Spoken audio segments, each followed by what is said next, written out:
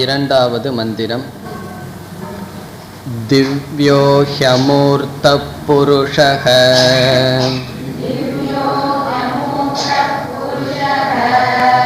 சபாஹ்யாப்யந்தரோ ஹ்யஜஹ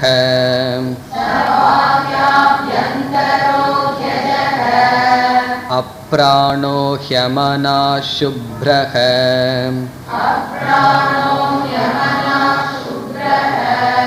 ஹ்யக்ஷராத் பரதः பரஹ.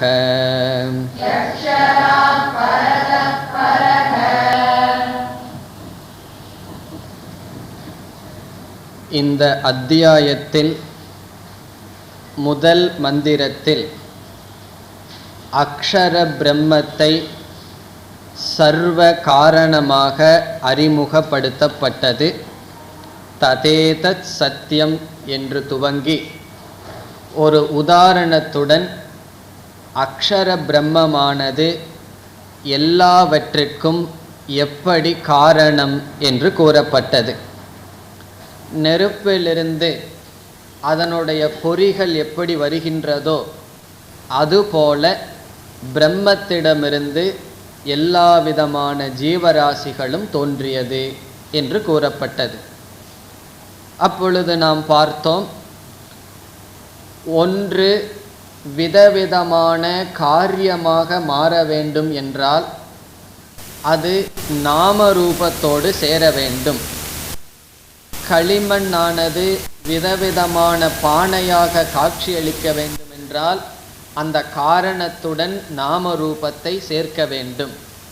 அப்பொழுதுதான் அது விதவிதமாக தோன்றும். பிரம்மன் விதவிதமான ஜீவராசிகளாக தோன்றுவதற்கு நாமரூபம் என்ன என்றால் மாயா என்று நாம் பார்த்தோம். பிரம்மமானது மாயை என்ற ஒரு தத்துவத்தின் துணை கொண்டு விதவிதமாக தன்னை காட்சியளித்து கொள்கின்றது. ஆகவே முதல் மந்திரத்தில் எப்படிப்பட்ட பிரம்மத்தினுடைய லட்சணம் பார்த்தோம்? மாயையுடன் கூடிய பிரம்மத்தினுடைய லட்சணம். அதற்கு நாம் பார்த்த சொல் சோபாதிக பிரம்ம லட்சணம். பிறகு இரண்டாவது மந்திரத்தில் திவ்யக அமூர்த்தக புருஷக என்ற சொற்களில் எப்படிப்பட்ட பிரம்மத்தினுடைய லட்சணம் வருகின்றது என்றால் அந்த பிரம்மத்தை மாயையை நீக்கி அந்த பிரம்மத்தை பார்த்தால் அந்த பிரம்மத்தினுடைய லட்சணம். திவ்யக ஆத்மஸ்வரூபக உருவமற்றது, அமூர்த்தக பாஹ்ய அபியந்தரக வெளியிலும் உள்ளேயும் இருப்பவர், அஜக என்ற சொல்லிலிருந்து ஸ்தூல சரீரம் இல்லாதவர், அப்ராண அமனாக சூக்ஷ்ம சரீரம் அந்த பிரம்மத்திடம் இல்லை, சுப்ரக காரண சரீரமும் அந்த பிரம்மத்திற்கு இல்லை. இந்த மந்திரமானது ஆரம்பத்தில் அவ்வளவு பொருள் இருப்பதாக தெரியாது. காரணம் என்னவென்றால் இந்த நிஷேதத்தை உபனிஷத் கடைசியில் மீண்டும் செய்யும். மீண்டும் பார்த்ததற்கு பிறகு இதே கருத்தை உபனிஷத் விளக்கும் பொழுது இந்த மந்திரம் நமக்கு நன்கு புரியும். இப்பொழுது எப்படி புரிந்து கொள்கின்றோம்? அந்த பிரம்ம நிர்குணம், எதிலும் சம்பந்தப்படாதது. அவ்வளவு இப்பொழுது நாம் புரிந்து கொண்டால் போதும். இனி இறுதியாக அக்ஷராத் பரத பரக. இங்கு அக்ஷராத் என்ற சொல் மாயையை குறிக்கின்றது என்று பார்த்தோம். மேலான மாயையை காட்டிலும் மேலானது, அதுதான் இதனுடைய பொருள். கடைசியில் இருக்கிற பரக என்பது பிரம்மத்தை குறிக்கின்றது. இந்த பிரம்மமானது பரக, எதை காட்டிலும்? பரதக அக்ஷராத், மேலான மாயையை காட்டிலும் இது மேலானது. மாயை ஏன் மேலானது? இந்த மாயையிலிருந்து இந்த பிரபஞ்சம் வந்துள்ளது. இந்த பிரபஞ்சத்தை காட்டிலும் மாயை மேலானது, அதை காட்டிலும் மேலானது பிரம்ம. இந்த இடத்தில் ஒரு விசாரத்தை சென்ற வகுப்பில் ஆரம்பித்தோம். என்ன விசாரம்? மாயைக்கும் பிரம்மத்திற்கும் என்ன சம்பந்தம்? மாயைக்கும் பிரம்மத்திற்கும் எப்படிப்பட்ட சம்பந்தம் இருக்க முடியும்? இரண்டு விதமான பாசிபிலிட்டியை பார்த்து முடியாதுன்னு சொன்னோம். மாயை பிரம்மத்திலிருந்து வேறாக இருக்க முடியுமா? அது ஒரு சந்தர்ப்பம், அப்படி மாயை இருக்கலாம். அதை நாம் முடியாது என்று பார்த்தோம். எப்படி? மாயை பிரம்மத்தை காட்டிலும் வேறாக இருந்தால் இரண்டாவது பொருள் இருக்கின்றது என்ற காரணத்தினால் பிரம்மன் அனந்தமாக ஆக முடியாது. அத்வைதம் பிரம்மத்திற்கு வராது. சரி, மாயையை பிரம்மத்திடமிருந்து வேறாக வைத்தால் தானே பிரம்மத்திற்கு பூர்ணத்துவம் சென்றுவிடும். இந்த பிரம்மத்தினுடைய அங்கமாக வைத்து விட்டால் என்ன என்றால், இந்த மாயையை பிரம்மத்தினுடைய ஒரு அவயவம், ஒரு உறுப்பாக கொண்டால் அதுவும் பிரம்மத்துக்கு நாசம்தான் வரும். நம்முடைய உறுப்புக்கு நாசம் வரும் பொழுது நமக்கு நாசம் வருவது போல் பிரம்மமும் விகாரத்தை உடையதாகும். சாஸ்திரமோ பிரம்மத்தை நிர்விகாரம் என்று கூறுகிறது. ஆகவே மாயைக்கும் பிரம்மத்திற்கும் உள்ள சம்பந்தம் மாயை தனியாகவோ பிரம்மத்தினுடைய அங்கமாகவோ இருக்காது. பிறகு என்ன என்ற கேள்வியுடன் சென்ற வகுப்பில் முடித்தோம். பிறகு மாயைக்கும் பிரம்மத்திற்கும் என்ன லட்சணம், என்ன சம்பந்தம் என்றால், அதற்கு பதில் இப்பொழுது நாம் சாஸ்திரத்தில் எப்படிப்பட்ட சம்பந்தத்தை மாயைக்கும் பிரம்மத்திற்கும் கொடுக்கின்றோம் என்றால், மாயையானது பிரம்மத்தை சார்ந்து இருக்கின்றது. அதுதான் மாயைக்கும் பிரம்மத்திற்கும் உள்ள சம்பந்தம். மாயை பிரம்மத்தோடு எப்படி இருக்கின்றது? பிரம்மத்தை சார்ந்து எது இருக்கின்றதோ அது மாயை. அதுதான் பிரம்மத்திற்கும் மாயைக்கும் உள்ள சம்பந்தம். பிரம்மனை சார்ந்து இருப்பது என்றால் என்ன? நாம் உதாரணம் பார்த்தால் நமக்கு புரிந்துவிடும். நாம் சூரிய வெளிச்சத்தில் செல்லும் பொழுது நம்முடைய நிழலானது பூமியில் விழுகின்றது. அந்த நிழலுக்கும் எனக்கும் என்ன சம்பந்தம்? அந்த நிழல் என்னை காட்டிலும் தனியாக கிடையாது. அப்படி இருந்திருந்தால் நிழல் கிழக்கே போகலாம், நாம் மேற்கே போகலாம். என்னுடைய அங்கம் என்று சொல்லலாமா? என்னுடைய அங்கம் என்று சொன்னால், நிழல் மீது ஒருவன் காரை ஓட்டிச் சென்றால் அது என் மீது ஓட்டிச் செல்வதாகும். நிழலினால் நான் பாதிக்கப்படுவதும் இல்லை. ஆகவே நிழலுக்கும் எனக்கும் என்ன சம்பந்தம்? என்னை சார்ந்து இருக்கின்ற சம்பந்தம். ஆகவே இனி ஒரு புதிய சம்பந்தம் ஒன்று இருக்கின்றது. என்னை சார்ந்து ஒரு பொருள் இருந்தால் நான் சுதந்திரமாக இருப்பவன், என்னை சார்ந்து இருக்கின்ற ஒரு பொருள். இதைத்தான் சாஸ்திரத்தில் சத்திய மித்யா சம்பந்தம் என்று சொல்கிறார்கள். சத்திய மித்யா சம்பந்தம். சத்திய மித்யா சம்பந்தம் என்றால், ஒன்று சுதந்திரமாக இருக்கின்றது, இனி ஒன்றும் இருக்கின்றது, சுதந்திரமாக இல்லை, மற்றொன்றை சார்ந்து இருக்கின்றது. ஆகவே எந்த இரண்டு தத்துவம் ஒன்று சுதந்திரமாக இருந்து இனி ஒன்று சார்ந்து இருக்கின்றதோ அந்த இரண்டுக்கும் உள்ள உறவு சத்திய மித்யா சம்பந்தக. இதை எப்படி என்று நாம் இப்பொழுது புரிந்து கொள்வோம். எது சுதந்திரமாக இருக்குமோ அது சத்தியம். சத்தியத்திற்கு ஒரு லட்சணம், எது சுதந்திரமாக இருக்குமோ அது சத்தியம். மித்யா என்ற சொல்லுக்கு லட்சணம், எது சார்ந்து இருக்குமோ அது மித்யா. எது சுதந்திரம் தது சத்தியம், எது பரதந்திரம் தது மித்யா. சார்ந்து இருத்தல் என்பதற்கு சமஸ்கிருதத்தில் பரதந்திரம் என்று சொல்லப்படுகிறது. ஸ்வதந்திரம் என்றால் அது சுயமாக இருக்கின்றது, அதனுடைய இருப்புக்கு மற்ற ஒன்றினுடைய துணையும் வேண்டாம்.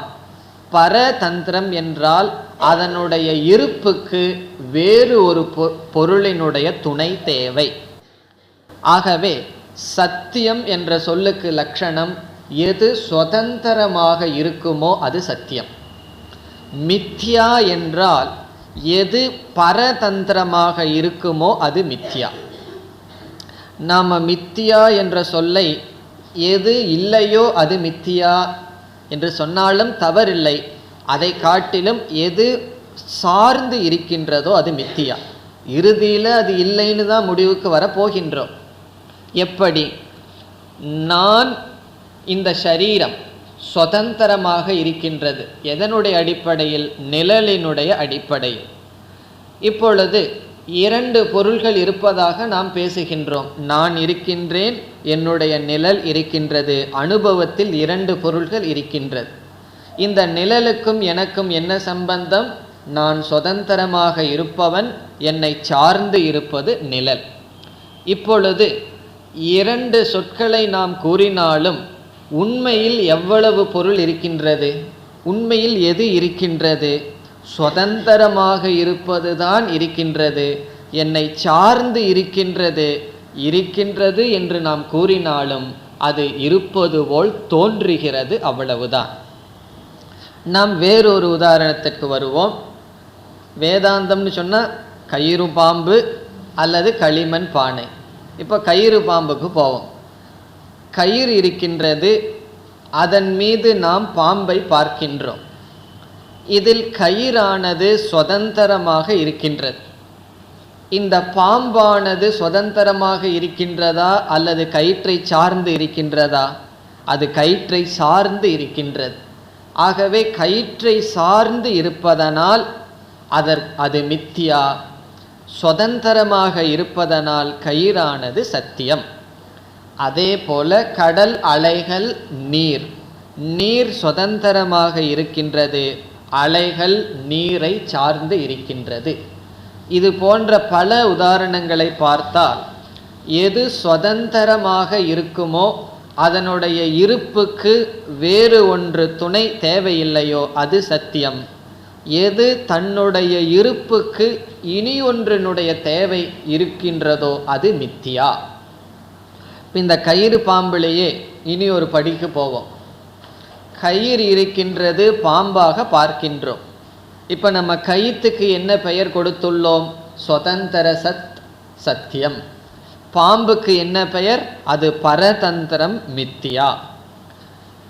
பாம்பு உண்மையில் இருக்கின்றதா இல்லையா? நம்முடைய பார்வைக்கு இருக்கின்றது. உண்மையில் இருக்கின்றதா இல்லையா என்றால் நம்ம என்ன புரிந்து கொள்வோம்? உண்மையில் அது கிடையாது. உண்மையில் அது கிடையாது என்றால் இருக்கின்றது என்று எப்படி சொல்ல முடிகின்றது என்றால், இந்த பாம்பானது கயிற்றினுடைய இருப்பை வாங்கி சிறிது காலம் இருக்கின்றது. இப்போ இந்த பாம்புக்கு சர்ப்பக அஸ்தி, பாம்பானது இருக்கின்றது என்று சொல்லும் பொழுது அந்த இருத்தல் கயிற்றை சேர்ந்தது. அந்த பாம்பு என்பது மித்யா, அந்த இருத்தல் என்பது போகாது. முதல்ல ஒரு பொருளை பார்த்து பாம்பு இருக்கிறதுன்னு சொல்கிறோம். ஞானம் வந்ததுக்கு அப்புறம் என்ன சொல்கிறோம்? கயிறு இருக்கின்றதுன்னு சொல்கிறோம். இப்போ இரண்டாவது வாக்கியத்தில் இருத்தல் என்பதும் முதல் வாக்கியத்தில் இருத்தல் என்பதும் பொதுவாகவே இருந்து வருகின்றது. அந்த இருத்தல் எங்கும் செல்லவில்லை. அது பாம்பாக இருந்தது, இப்பொழுது கயிறாக மாறியது. அதே போல இந்த பிரபஞ்சம் துவைதம் இருக்கின்றதுன்னு சொல்லிட்டு இருப்போம். ஞானம் வந்ததுக்கப்புறம் பிரம்மன் இருக்கின்றது, ஆத்மா இருக்கின்றது என்று கூறுவோம். ஆகவே ஒன்று சார்ந்து இருத்தல் என்றால் அது உண்மையிலேயே கிடையாது. சுதந்திரமான பொருளிடமிருந்து இருப்பை வாங்கி அதற்கென்று ஒன்று இருப்பது போல் காட்சியளிக்கின்றது. அதுதான் மாயைக்கும் பிரம்மத்திற்கும் உள்ள சம்பந்தம். அப்ப மாயை இருக்கின்றது என்றால் என்ன பொருள்? மாயை பிரம்மத்தினுடைய சத்தை வாங்கி கொண்டு இருப்பது போல் இருக்கின்றது. உண்மையில் மாயை கிடையாது. ஆகவே பரக, ஆகவே இந்த அக்ஷரமானது பரம், மாயையை காட்டிலும் மேலானது. சுதந்திர சத்தாவான் அல்லது சுதந்திர சத் அக்ஷரம். இந்த சுதந்திரமான சத்தையுடையது அக்ஷர பிரம்ம.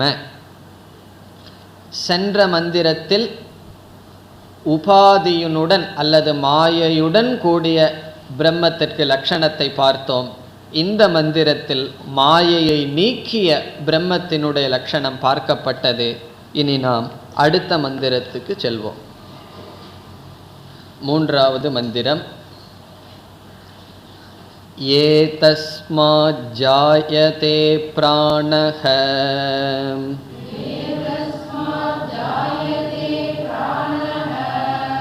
மனஸ் சர்வேந்திரியாணி ச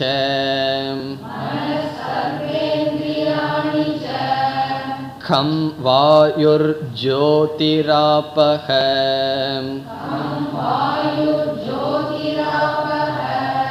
பிருத்திவி விஸ்வஸ்ய தாரிணி.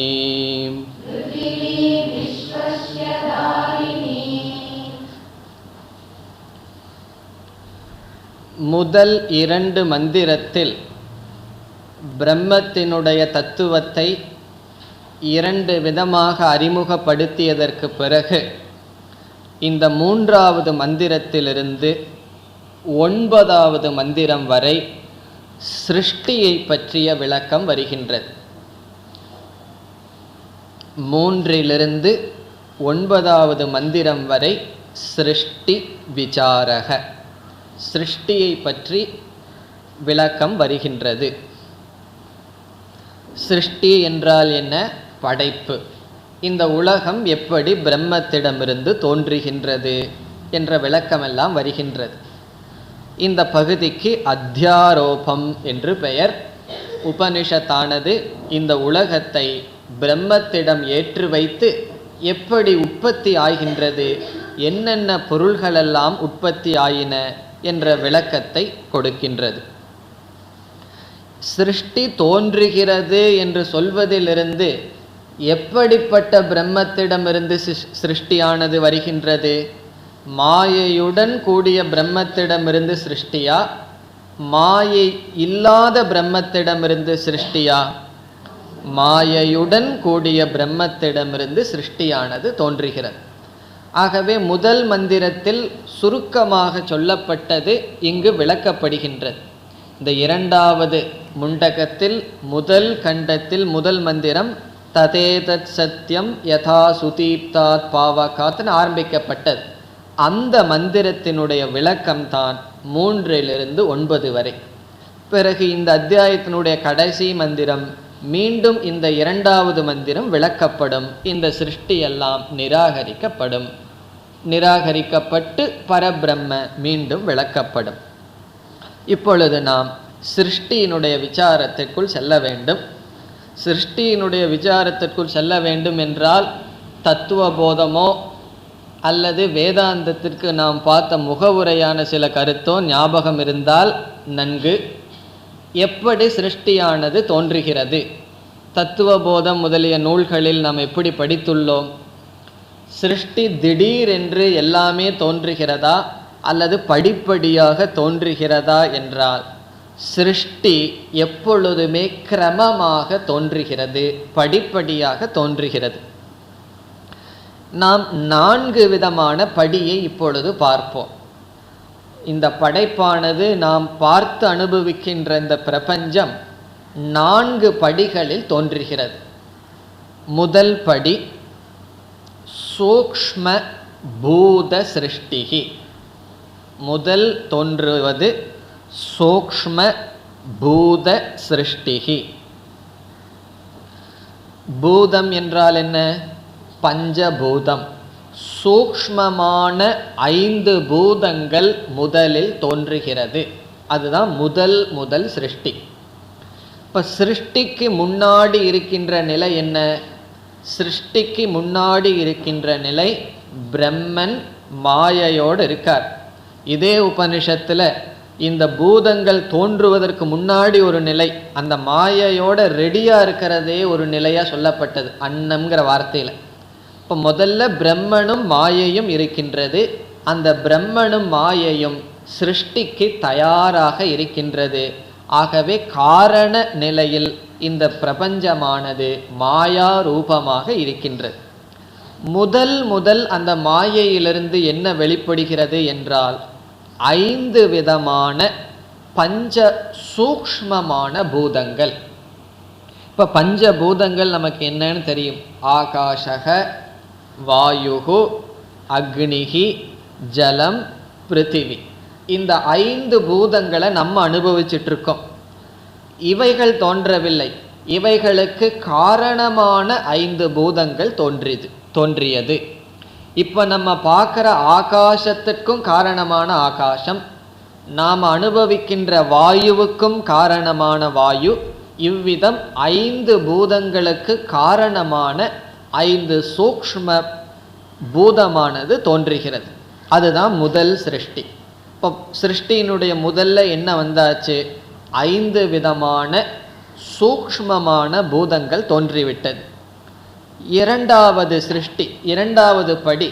இப்போ இந்த ஈஸ்வரன் 5 விதமான பூதங்களை தோன்றியதற்கு பிறகு இரண்டாவது என்ன செய்கிறார்? 5 விதமான சூக்ஷ்மமான பூதங்களை கொண்டு சூக்ஷ்ம சரீரங்கள், சூக்ஷ்ம பிரபஞ்சம் படைக்கப்படுகின்றது. ஆகவே செகண்ட் ஸ்டேஜ், இரண்டாவது படி என்னவென்றால் சூக்ஷ்ம பிரபஞ்ச சூக்ஷ்ம சரீர சிருஷ்டிகி. சூக்ஷ்மமான பிரபஞ்சம் அல்லது சூக்ஷ்மமான சரீரங்கள் தோன்றுகிறது. இப்போ சூக்ஷ்ம சரீரம் ஞாபகம் இருக்க வேண்டுமே. சூக்ஷ்ம சரீரம் என்ன? இந்திரியம், மனம், இவைகளெல்லாம் எவ்வளவோ பகுதிகள் பார்த்துருக்கோம். 5 ஞானேந்திரியம், 5 கர்மேந்திரியம், 5 பிராணன், மனம், புத்தி, சித்தம், அகங்காரம், இவைகளெல்லாம் சூக்ஷ்ம சரீரத்தினுடைய அங்கங்கள். இந்த சூக்ஷ்ம சரீரங்கள் தோன்றியது, சூக்ஷ்ம பிரபஞ்சம் தோன்றுகிறது. இந்த ரெண்டையும் சேர்த்து என்னன்னு சொல்லலாம்? சூக்ஷ்ம பௌத்திக சிருஷ்டி என்று கூறலாம். இப்போ சூக்ஷ்ம பிரபஞ்சம், சூக்ஷ்ம சரீரத்தை சேர்த்து என்ன சொல்லலாம்? சூக்ஷ்ம பௌத்திக சிருஷ்டிகி. முதல் என்ன? சூக்ஷ்ம பூத சிருஷ்டிகி. சூக்ஷ்ம பூத சிருஷ்டிக்கும் சூக்ஷ்ம பௌத்திக சிருஷ்டிக்கு என்ன வித்தியாசம்? முதலில் 5 சூக்ஷ்ம பூதங்கள் தோன்றுகிறது. அதற்கு அடுத்ததாக 5 சூக்ஷ்ம பூதங்களினுடைய மாடிஃபிகேஷன், மாற்றமே சூக்ஷ்ம பிரபஞ்சம், சூக்ஷ்ம சரீரம். அதை சூக்ஷ்ம பௌத்திக சிருஷ்டி. இது இரண்டாவது படி. இனி மூன்றாவதாக சூக்ஷ்மமான பூதங்கள் இருக்கின்றது, சூக்ஷ்ம சரீரங்கள் எல்லாம் இருக்கின்றது. இந்த சூக்ஷ்மமான பூதங்கள் ஸ்தூலமான பூதங்களாக மாற வேண்டும். நம்ம அனுபவிக்கின்ற இந்த ஸ்தூலமான பூதங்களாக எப்படி மாறுகிறது என்றால், இந்த சூக்ஷ்ம பூதங்கள் ஒன்றில் ஒன்று கலக்கின்றது. கலந்து அது ஸ்தூல பூதமாக மாறுகின்றது. அந்த சேர்க்கை தான் நாம் பஞ்சீகரணம் என்று பார்த்துள்ளோம். அது பார்க்காட்டியும் பஞ்சீகரணத்தின் மூலமாக என்ன நடக்கின்றது? சூக்ஷ்ம பூதம் அல்லது சூக்ஷ்ம பௌத்திகம் ஸ்தூல பூதமாக வடிவெடுக்கின்றது. ஆகவே மூன்றாவது படி ஸ்தூல பூத சிருஷ்டிகி. ஸ்தூல பூத சிருஷ்டிகி. இப்போ ஸ்தூல பூத சிருஷ்டி என்றால் என்ன? நாம் அனுபவிக்கின்ற இந்த பஞ்சபூதங்கள். இந்த இடத்துல ஸ்தூல பூதம் என்றால் ஸ்தூல பஞ்சபூதம் என்று பொருள். ஸ்தூலமான பஞ்சபூதங்கள் தோன்றுகிறது. இப்போ முதல் நிலை என்ன? சூக்ஷ்ம பூதம், பிறகு சூக்ஷ்ம பௌத்திகம். பௌத்திகம் என்றால் சரீரம், பிரபஞ்சம், அது சூக்ஷ்மமானது. மூன்றாவது நாம் அனுபவிக்கின்ற ஸ்தூல பூதங்கள் தோன்றிவிட்டது.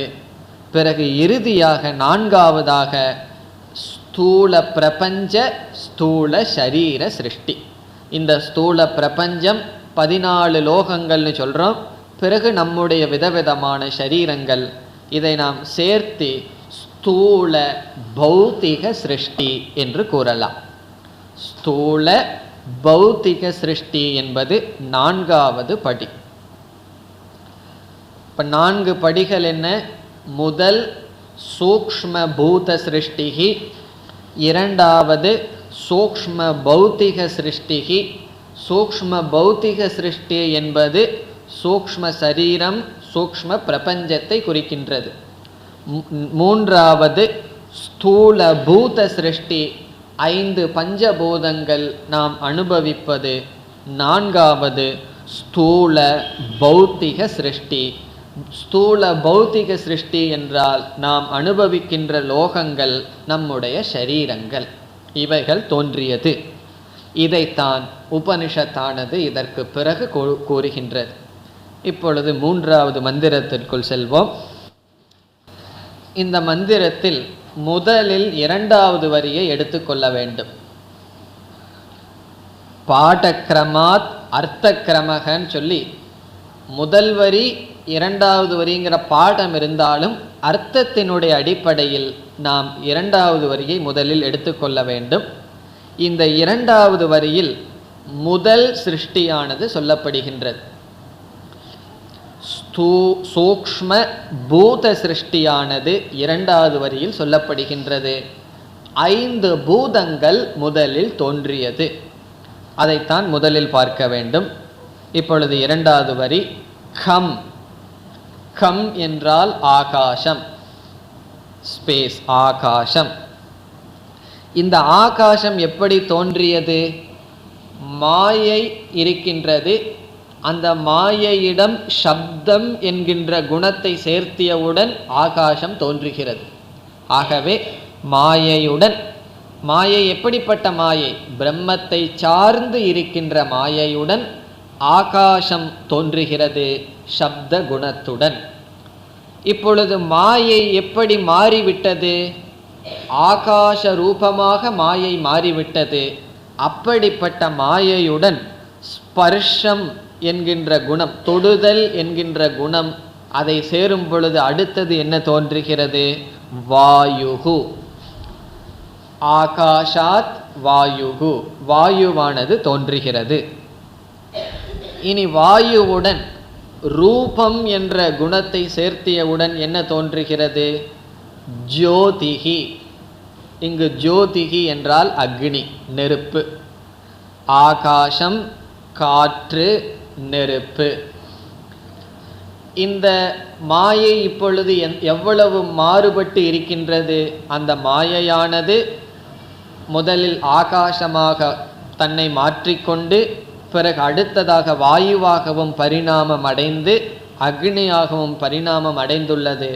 அதனுடன் ரசம், டேஸ்ட் என்ற குணத்தை சேர்த்தும் பொழுது என்ன வருகின்றது? ஆபக. ஆபக என்றால் நீர், தண்ணீர். இறுதியாக பிருத்திவி. பிருத்திவி கந்தம் என்கின்ற குணம் சேரும் பொழுது பிருத்திவி. இந்த 5 பூதம் இங்கு சொல்லப்படுகின்றது. ஆகாசம், வாயு, ஜோதிகி, ஆபக, பிருத்திவி. இங்கு சொல்லப்படுகின்ற இந்த 5ம் சூக்ஷ்மமான பூதங்கள். அதை தான் நம்ம இங்கே ஞாபகம் வைத்து கொள்ள வேண்டும். 5 பூதம்னு நம்ம இதை படித்த உடனே நம்ம பார்க்குற பூதம் தோன்றியதாக எடுத்துக்கொள்ளக்கூடாது. ஏன்னா சிருஷ்டியினுடைய படியை நம்ம பார்த்துருக்கோம். சூக்ஷ்ம பூதம், ஸ்தூல பூதம். ஆகவே இந்த 5ம் சூக்ஷ்மமான பூதங்கள். இந்த பிருத்திவிங்கிற சொல்லுக்கு ஒரு அடைமொழி விஸ்வஸ்ய தாரிணி. விஸ்வஸ்ய என்றால் பிரபஞ்சத்தினுடைய, தாரிணி என்றால் தாங்குவது. ஏன்னா பூமி தானே நம்மை அனைத்தையும் தாங்குகின்றது. இந்த பூமி, இதே பூமி தான் பஞ்சீகரணத்திற்கு பிறகு நாம் அனுபவிக்கின்ற பூமியாக வரும். இந்த பூமி ஜீவராசிகளை தாங்குகின்றது. ஆகவே விஸ்வஸ்ய என்றால் இந்த உலகத்தில் உள்ள ஜீவராசிகளை, தாரிணி என்றால் சப்போர்ட், தாங்குகின்றது. அது பிருத்திவிக்கு அடைமொழி. விஸ்வஸ்ய தாரிணி பிருத்திவி. பிறகு முதல் வரிக்கு போகணும். ஏ தஸ்மாத் ஜாயதே. ஏ தஸ்மாத் என்றால் முதல் மந்திரத்தில் சொல்லப்பட்ட மாயையுடன் கூடிய அக்ஷரத்திடமிருந்து ஜாயதே தோன்றுகிறது, தோன்றியது, தோன்றியுள்ளது. இப்போ ஏ தஸ்மாத் என்றால் இதனிடமிருந்து. இதனிடமிருந்து என்றால் முதல் மந்திரத்தில் சொல்லப்பட்ட மாயையுடன் கூடிய அக்ஷர பிரம்மத்திடமிருந்து ஜாயதே தோன்றியது. இப்போ இரண்டாவது வரியில் முதல் ஸ்டேஜ், முதல் படியான சிருஷ்டி சொல்லப்பட்டது. இனி அடுத்த ஸ்டேஜாக என்ன பார்த்தோம்? சூக்ஷ்ம பௌத்திக சிருஷ்டின்னு பார்த்தோம். சூக்ஷ்ம பௌத்திக சிருஷ்டி என்றால் சூக்ஷ்ம பூதங்களினுடைய மாறுபாடே நம்முடைய இந்திரியங்கள், நம்மளுடைய பிராணன், மனம், இவைகளெல்லாம். ஆகவே முதல் வரியில் இரண்டாவது ஸ்டேஜ், இரண்டாவது படியானது சொல்லப்படுகின்றது. வேறு என்னென்ன தோன்றியது? ஏ தஸ்மாத் ஜாயதே, என்னென்ன? பிராணக. பிராணக என்றால் பிராணன், சூக்ஷ்ம சரீர அங்க. பிராணக மனக சர்வ இந்திரியாணிச்ச, எல்லா இந்திரியங்கள். இந்த சர்வங்கிறது எதை குறிக்கின்றது? ஞான கர்ம இந்திரியங்கள், ஞானேந்திரியங்கள், கர்மேந்திரியங்கள், எல்லா இந்திரியங்களும் ச ஏ தஸ்மாத் ஜாயதே, அந்த பிரம்மனிடமிருந்தே தோன்றுகிறது. இப்போ இரண்டாவது வரியில் முதல் படியான சிருஷ்டி சொல்லப்பட்டு முதல் வரியில் இரண்டாவது படியான சிருஷ்டியானது கூறப்பட்டுள்ளது. 4 ஸ்டேஜில் 2 ஸ்டேஜ் இங்கு சொல்லப்பட்டு விட்டது. இனி அடுத்த மந்திரம், 4வது மந்திரம். அக்னிர் மூர்தா சக்ஷுஷி சந்திரசூர்யௌ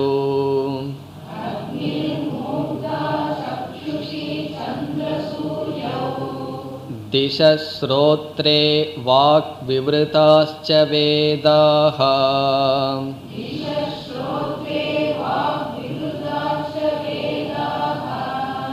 வாயுப் பிராணோ ஹ்ருதயம் விஸ்வமஸ்ய பத்ப்யாம் பிருத்திவி ஹ்யேஷ சர்வபூதாந்தராத்மா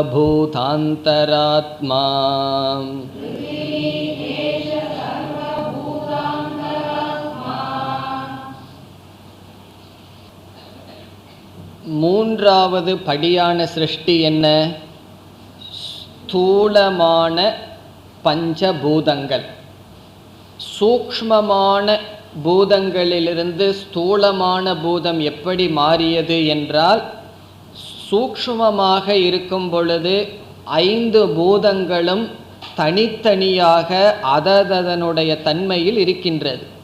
ஆகாசம் ஆகாசமாகவே இருக்கின்றது, வாயு வாயுவாகவே இருக்கின்றது. இவைகள் ஒன்றோடு ஒன்று ஒரு விதமான சதவீதத்தில் சேரும் பொழுது அதைத்தான் பஞ்சீகரணம் என்று சொல்கின்றோம். சேரும் பொழுது ஸ்தூலமான பூதமாக மாறுகின்றது.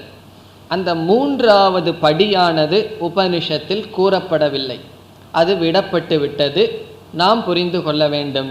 பிறகு இந்த 4வது மந்திரத்தில் 4வது சிருஷ்டி, 4வது படியானது சொல்லப்படுகின்றது. ஆகவே 3வது படி நாம் புரிந்து கொள்ள வேண்டும்.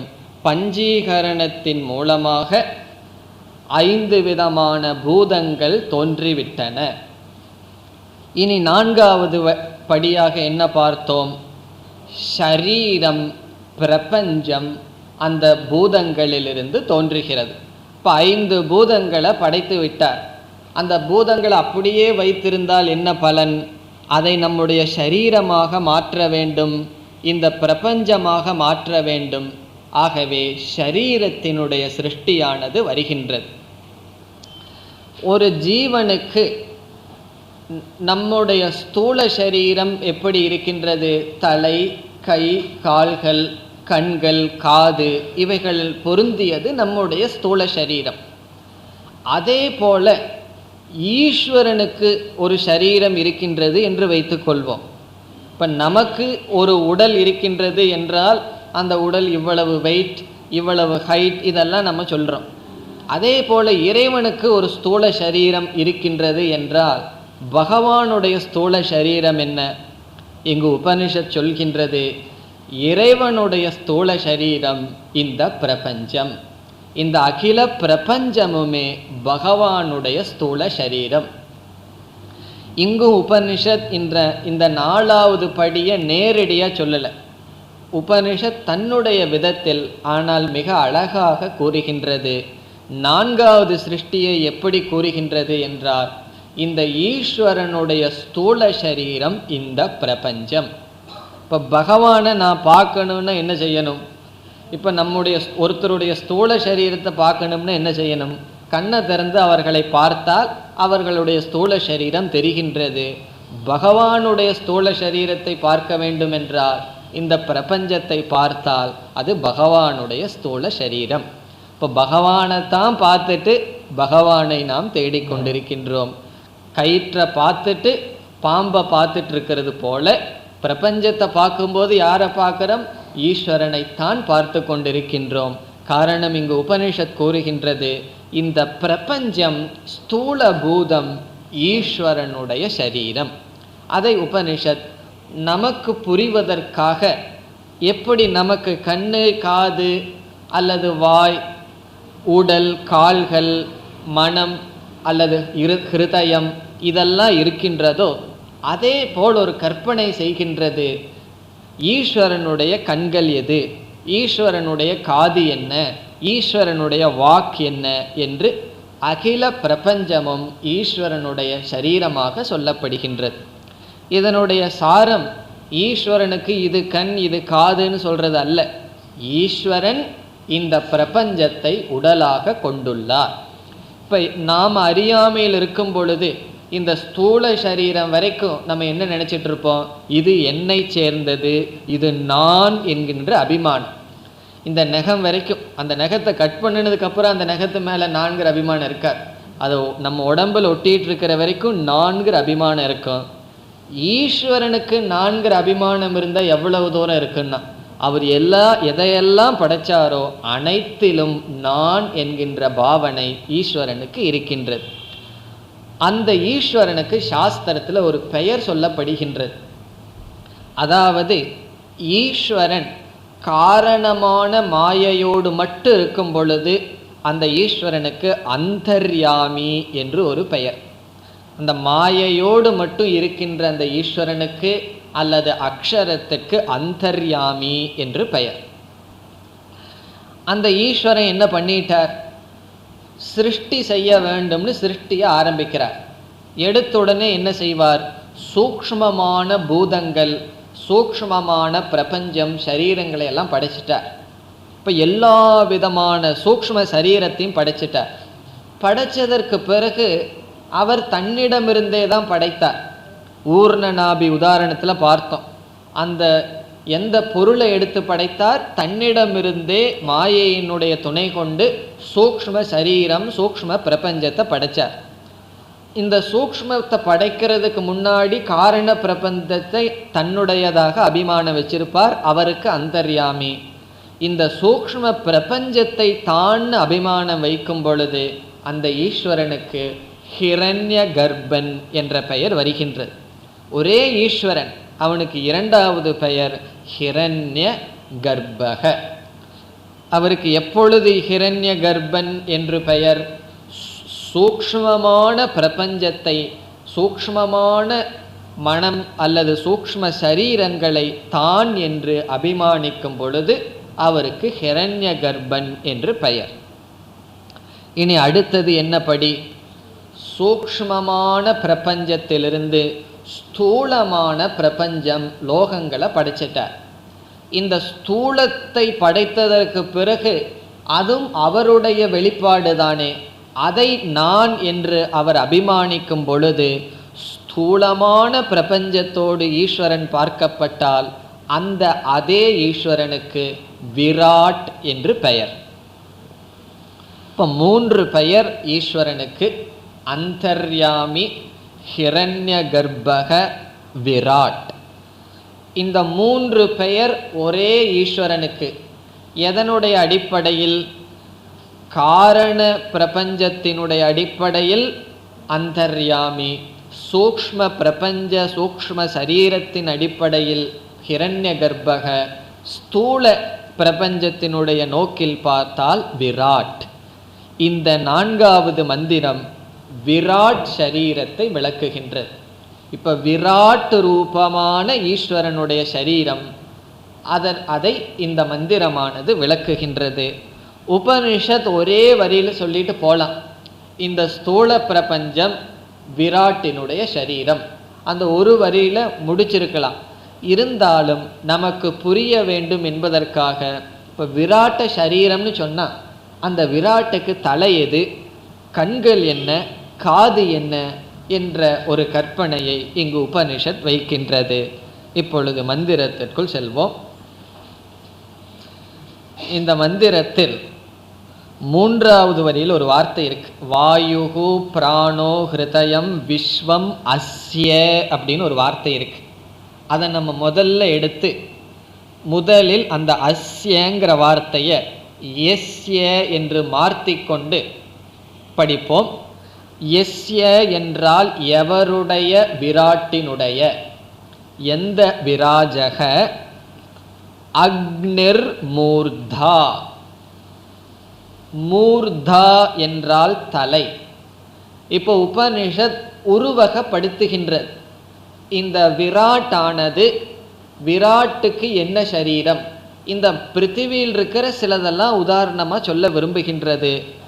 இந்த விராட்க்கு ஒரு சரீரம் இருக்கின்றது என்றால் விராட் ஸ்வரூபமான ஈஸ்வரனுக்கு எது தலை? அக்னிகி. இங்கு அக்னிகி என்றால் ஸ்வர்க்கம், ஸ்வர்கலோகம்தான் இந்த விராட்டினுடைய தலை. அக்னிகி என்றால் சொர்க்கம், சொர்க்கலோகத்தை தலையாக உடையது விராட் அல்லது ஈஸ்வரன். பிறகு இந்த விராட்டுக்கு கண்கள் என்ன? அஸ்ய எஸ்ய. எஸ்ய என்றால் எந்த விராட்டுக்கு அக்னிகி மூர்தா, அவருடைய தலையானது அக்னியாக சொர்க்கமாக இருக்கின்றதோ. சக்ஷுஷி சந்திர சூர்யவ். சக்ஷுஷி என்றால் கண்கள், 2 கண்கள். அந்த 2 கண்கள் என்ன? சந்திர சூர்யவ். சந்திரக சூரியக. இப்போ இந்த விராட் இந்த உலகத்தை பார்க்கணும்னா என்ன செய்கிறார்? காலையில் வேளையில் சூரியனை கண்ணாக வைத்து கொண்டு பார்க்கின்றார். இரவுல என்ன செய்கிறார்? சந்திரனாக இருக்கின்றார். இப்போ விராட்டினுடைய கண்கள் சந்திரனும் சூரியனும். எப்படி நமக்கு 2 கண்கள் இருப்பது போல ஈஸ்வரனுடைய கண்கள் சந்திரன் சூரியன். சரி, இந்த விராட் எதன் வழியாக கேட்டுக்கொண்டிருக்கின்றார்? திசக ஸ்ரோத்ரே. ஸ்ரோத்ரே என்றால் 2 காதுகள். இப்போ ஈஸ்வரனுடைய காது என்ன? ஸ்ரோ திசக. திசக என்றால் ஆகாசம் அல்லது டைரக்ஷன். திசக. இப்போ பகவானுக்கு தெரியாமல் ஒரு விஷயத்தையும் பேசிட முடியாது. காரணம் என்ன? அவருடைய காது என்ன? திசக. நம்ம பகவானுக்கு தெரியாமல் அல்லது யாருக்கும் தெரியாமல் ஒன்று சொல்கிறேன்னு சொல்ல முடியாது. அது திசக. பகவானுடைய காது ஆகாசமாக இருக்கின்றது. நம்ம பேசுறதெல்லாம் பகவான் கேட்டுக்கொண்டே இருக்கின்றார். சரி, பகவானுடைய வார்த்தையை கேட்கணும்னு ஆசையா இருக்கே, அவர் பேசுவாரா? அவருடைய வாக் என்ன? வாக் வேதாகா. வேதங்கள் அவருடைய வாக். இப்போ பகவானுடைய பேச்சை கேட்கணும்னு என்ன செய்யணும்? வேதத்தை படித்தோம் அப்படின்னா பகவானுடைய வார்த்தையை கேட்கின்றோம். இப்போ நம்ம என்ன பண்ணிட்டு இருக்கோம்? இப்போ நம்ம வேதத்தை தான் படிச்சுட்டு இருக்கோம், பகவானுடைய சொல்லைத்தான் கேட்டுக்கொண்டிருக்கின்றோம். வாக் வேதாகா. எப்படிப்பட்ட வேதங்கள்? விவ்ருதாகா வேதாகா. விவ்ருதாகா என்றால் பிரசித்தமான. விவ்ருதாகா வேதாகா, பிரசித்தமான 4 வேதங்கள் பகவானுடைய வாக். இப்போ பகவான் பேசுகின்றார் எதன் வழியாக? வேதத்தின் மூலமாக. இப்போ வேதத்தை நம்புறதுங்கிறதும் பகவானை நம்புவதும் ஒன்று. இதெல்லாம் நமக்கு ஸ்ரத்த வரணும் சாஸ்திரத்தில். இந்த இடத்துல வேதம்னு சொன்னால் ஏதோ வேதம்னு நினைக்கக்கூடாது. நம்ம படிச்சுட்டு இருக்கிற உபனிஷத் வேதம். ஆகவே இந்த உபனிஷத்தில் ஸ்ரத்தை நமக்கு வர வேண்டும். பிறகு நம்ம மூச்சு விட்டுட்டு இருக்கிறோமே, அப்படி பகவானுக்கு என்ன பிராணன்னா வாயுகு பிராணக. இங்க வாயு ஓடிட்டு இருக்கே அது பகவானுடைய பிராணன். வாயுகு பிராணக. பகவானுக்கு திடீர்னு ஏதாவது ஆஸ்மா ட்ரபிள் வந்து ப்ரீத்திங் ட்ரபிள் வரும்போது தான் அது சைக்ளோனாக வருது, கொஞ்சம் ஃபோர்ஸாக வரும். இப்போ வாயுகு பிராணக. சில சமயம் கொஞ்சம் மெதுவாக ப்ரீத் பண்ணுவார், அது தென்றலாக இருக்கும். சில சமயம் கொஞ்சம் வீசிங்கோடு பண்ணாருன்னு சொன்னால் அது எல்லாத்தையும் அழித்து விடும். வாயுகு பிராணக. சரி, அவருடைய ஹிருதயம் எப்படி இருக்கும்? அவருடைய ஹிருதயம் என்ன? விஸ்வம் ஹிருதயம்.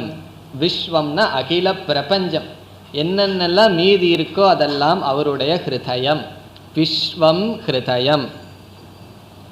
ஜீவராசிகள் எல்லாமே அவருடைய ஹிருதயம். விஸ்வம் ஹிருதயம். எஸ்ய எந்த விராட் எந்த ஈஸ்வரனுக்கு. பிறகு அவருடைய பாதம் என்ன? பத்பியாம். இங்கு பத்பியாம் என்ற சொல்லை பாதௌ பாதங்கள் என்று புரிந்து கொள்ள வேண்டும். பத்பியாம் என்றால் பாதங்கள். பிருத்திவி இந்த பூமி. இப்போ பகவானுடைய பாதம் இந்த பூமி. இப்போ இந்த பூமியானது பகவானுடைய பாதம். இப்போ இவர் எங்கே தான் இருக்கார்? ஏஷக சர்வபூதாந்தராத்மா. ஏஷக என்றால் இந்த விராட், சர்வபூத அந்தராத்மா, எல்லா ஜீவராசிகளினுடைய ஹிருதயத்திலும் இருக்கின்றார், எல்லா இடத்திலும் இருக்கின்றார். ஏஷக விராட். இந்த விராட், விராட் என்றால் யார்? இப்பொழுது ஈஸ்வரன். ஸ்தூல பிரபஞ்சத்தோடு பார்க்கப்படுகின்ற ஈஸ்வரனுக்கு விராட் என்று பெயர். சர்வ பூத அந்தராத்மா, எல்லா ஜீவராசிகளினுடைய ஹிருதயத்தில் இருக்கின்றார். இதெல்லாம் தியானத்திற்கு ஒரு நல்ல மந்திரம். இந்த உலகத்தில் துவேஷம் வந்ததுன்னு வச்சுக்குவோம், இந்த மந்திரம் தான் ஞாபகம் வரணும். காரணம் என்ன? ஈஸ்வரனுடைய ஹிருதயம் விஸ்வம், ஈஸ்வரனுடைய தலை சொர்க்கம், ஈஸ்வரனுடைய கண்கள் சந்திரன் சூரியன். இதனுடைய தாத்பரியம் என்ன? ஈஸ்வரனே அனைத்துமாக இருக்கின்றார். உபனிஷத்தில் இந்த மாதிரி 1-2 மந்திரத்தில் சொல்லப்படுவதைத்தான் பகவான் கீதையில் எடுத்து என்ன செய்கிறார்? அது நல்லா நமக்கு புரிய வேண்டும் என்று ஓரிரு அத்தியாயங்களையே செலவிடுகின்றார். இந்த ஒரு மந்திரத்தினுடைய விளக்கம்தான் கீதையினுடைய 10-11. இந்த 2 அத்தியாயம் இந்த ஒரு மந்திரத்தை தான் விளக்குகின்றது. அந்த 10வது அத்தியாயத்தில எல்லாம் பகவான் என்ன சொல்றார்? நானே தான் அனைத்துமாக இருக்கின்றேன், நானே தான் அனைத்துமாக இருக்கின்றேன்னு சொல்லிட்டே வருவார். அதுதான் இங்கு உபனிஷத்தில் சர்வாத்ம பாவமாக ஈஸ்வரனுடைய சரீரம் இந்த பிரபஞ்சம் என்று சொல்லப்படுகின்றது. இத்துடன் சிருஷ்டியினுடைய கிரமம் முடிவடைந்தாலும் இதற்கு பிறகு வருகின்ற மந்திரத்திலும் உபனிஷத் என்னென்னெல்லாம் தோன்றியது என்று விளக்குகின்றது. அடுத்த மந்திரம் தஸ்மாத் அக்னிஸ் சமிதோ யஸ்ய சூர்யஹ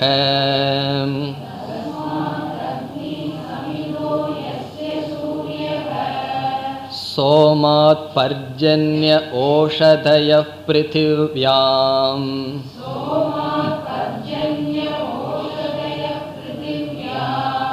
புமான் ரேதஸ் சிஞ்சதி யோஷிதாயாம்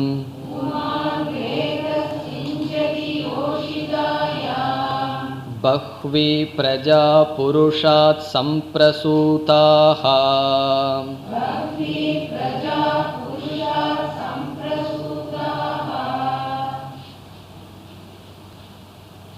இந்த மந்திரங்களிலெல்லாம் எவைகளெல்லாம் தோன்றியது என்று உபனிஷத் விளக்குகின்றது. எல்லாமே சிருஷ்டி பிரகரணம்தான். உண்மையில் சென்ற மந்திரத்துடன் சிருஷ்டிகள் அனைத்தும் கூறிவிட்டதாக ஆகிறது. இருந்தாலும் உபனிஷத் இவைகளெல்லாம் தோன்றியது, எப்படி சில படைப்புகள் வந்தது என்று விளக்குகின்றது.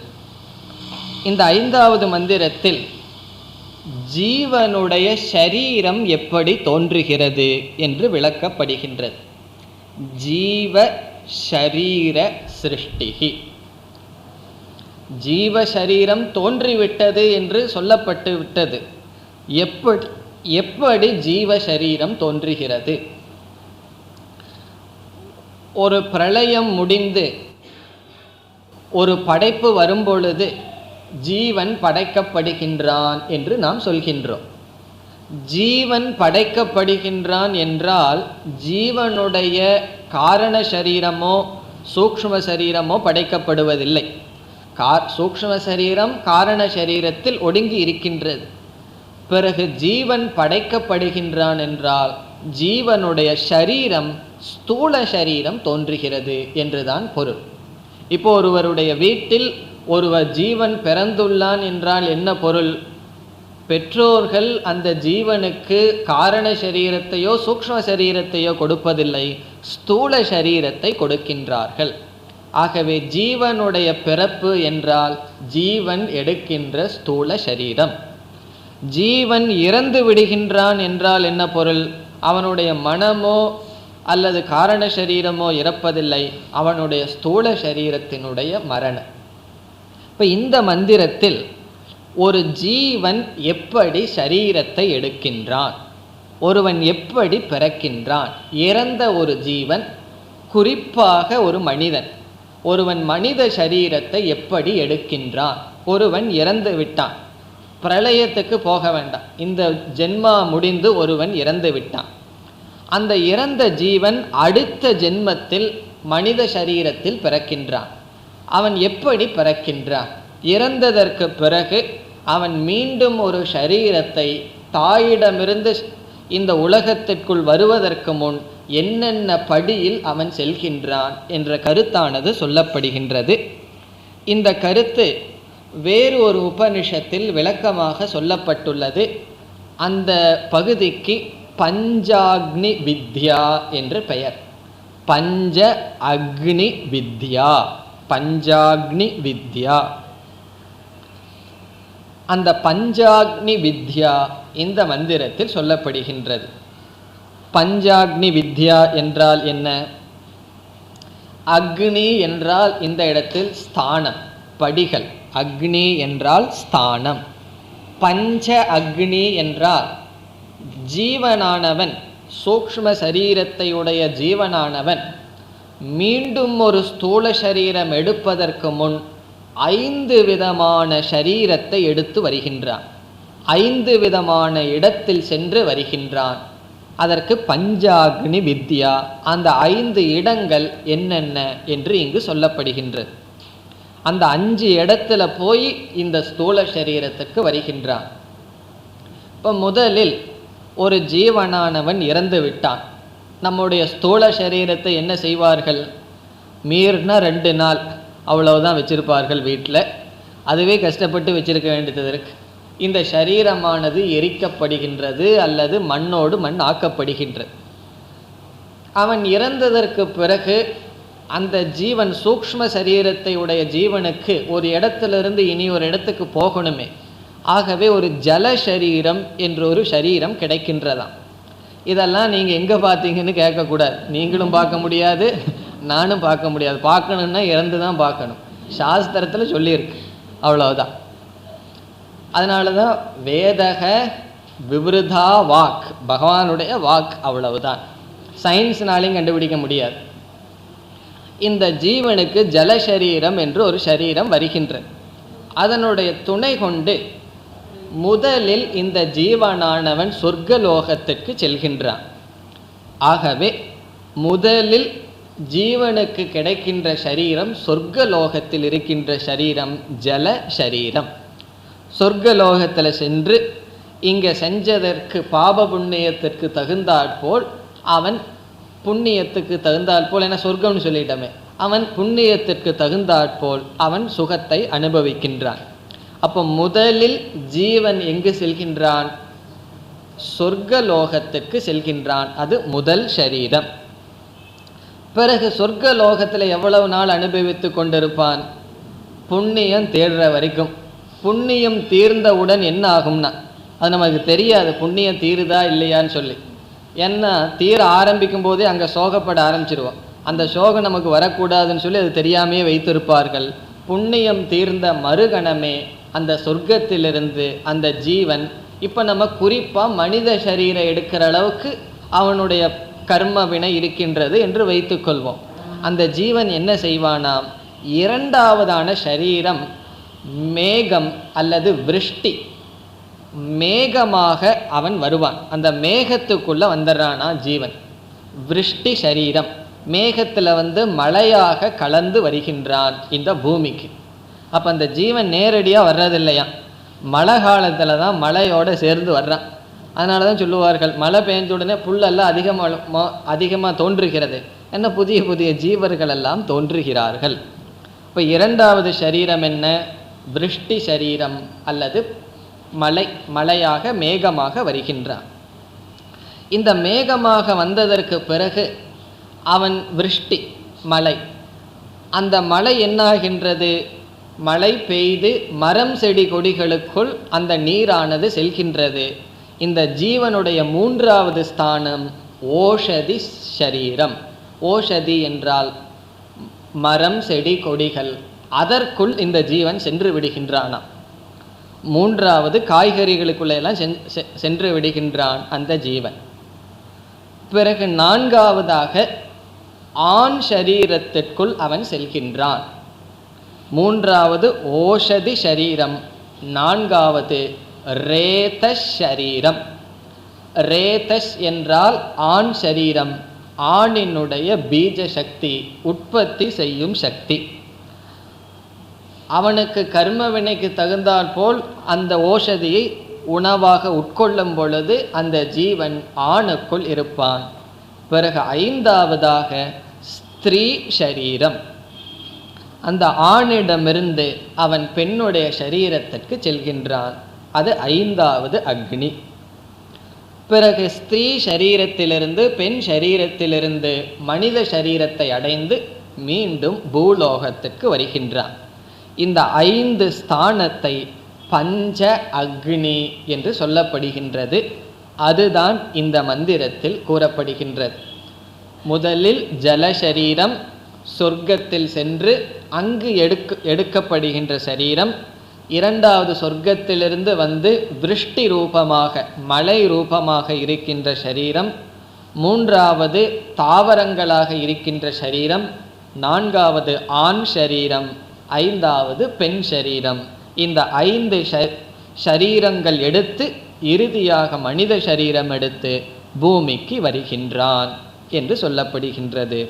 இந்த ஸ்லோகத்தினுடைய அர்த்தத்தை அடுத்த வகுப்பில் பார்ப்போம். ஓம் பூர்ணமத பூர்ணமிதம் பூர்ணாத் பூர்ணமுதச்யதே பூர்ணஸ்ய பூர்ணமாதாய பூர்ணமேவாவசிஷ்யதே. ஓம் சாந்தி சாந்தி சாந்தி.